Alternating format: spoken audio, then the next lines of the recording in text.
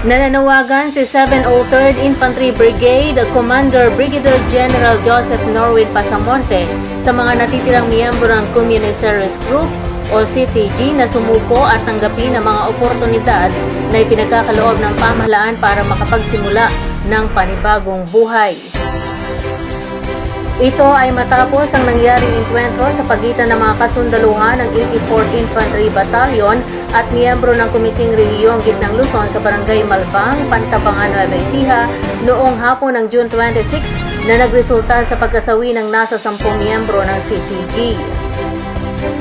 Kaniyang iniuugnay ang tagumpay ng operasyon mula sa aktibong pagtulong ng mamamayan at komunidad ng Pantabangan sa mga kasundaluhan sa pagpapanatili ng kapayapaan at seguridad sa kanilang lugar.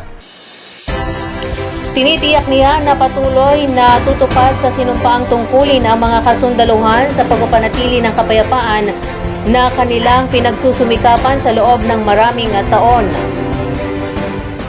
Sa nangyaring engkwentro ay nakarecover ang mga kasundaluhan ng 3 M14 rifle, 6 na M16 rifle, isang M16 na may M203 attached rifle, isang low-powered firearms, mga dokumento at personal na kagamitan ng mga miyembro ng CTG.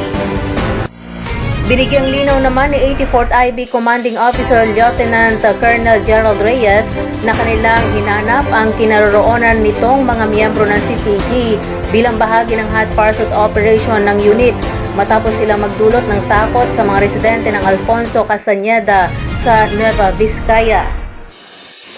Samantala ay nilinaw ni Pantabangan Mayor Roberto Agdipa na hindi isa sa ilalim sa lockdown ng bayan, gayon din ay patuloy na nakabantay ang mga kasundaluhan, kapulisan, lokal na pamahalaan at iba pang otoridad para sa kaligtasan ng mga mamamayan sa buong munisipyo.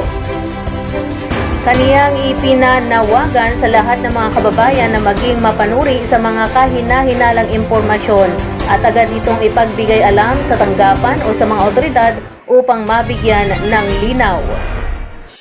Patuloy naman ang isinasagawang hot pursuit operations ng mga kasundaluhan matapos ang naging sagupaan upang masiguro ang seguridad sa mga komunidad laban sa banta ng mga teroristang grupo.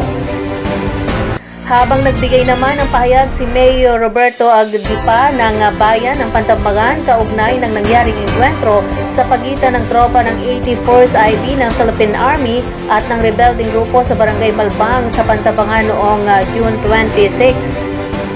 Sinabi ni Mayor Agdipa na sa kasalukuyan ay matiwasay na ang sitwasyon sa pinangyarihan ng insidente at payapa na anya ang sitwasyon. Idinagdag pa ng alkalde na wala anyang lockdown na nangyari sa Pantabangan na taliwas sa mga komento sa social media ng ilang netizens na nagbigay ng mga haka-haka at opinyon.